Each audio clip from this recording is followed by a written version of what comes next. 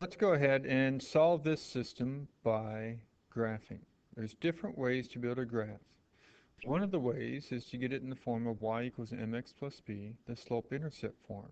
So in other words, this first one we'd have to go ahead and try to get y by itself. So I'm going to go ahead and subtract the 2x from both sides of the equal sign.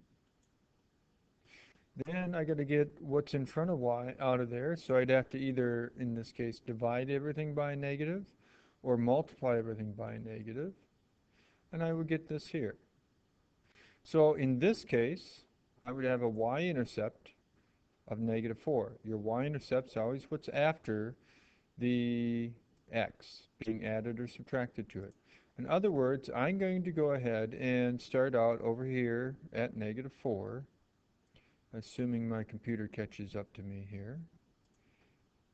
And then we're also going to have our slope being the number that x is multiplied by, which in this case is 2. So that means I'm going to go, remembering slope is rise over run, up 2 over 1, up 2 over 1, up 2 over 1, and so on. And then I'm going to connect those, and you're not supposed to see that. It didn't work right. We'll try that again. There we go. We get our line. Now,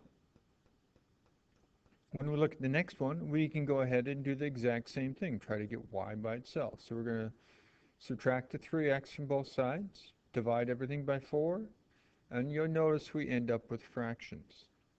When you have a fraction as your slope, sometimes that's doable, but we also have a fraction here as our y-intercept. A lot of people seem to struggle more when we're dealing with fractions.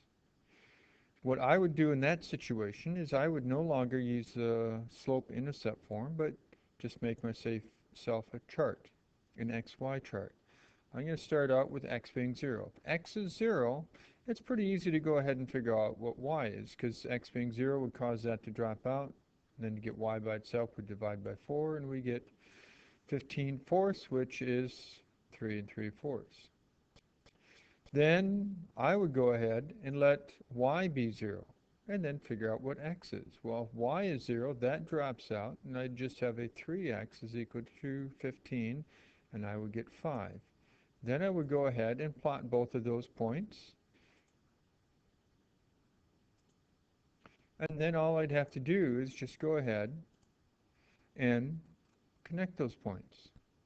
Now I have my two lines graphed. Now my solution is where these two actually go ahead and cross, which is about right there. And so my solution to this system of equations, solved by graphing, is about 2.8 and up about 1.7. You need to make sure you have the parentheses for it to be considered a point.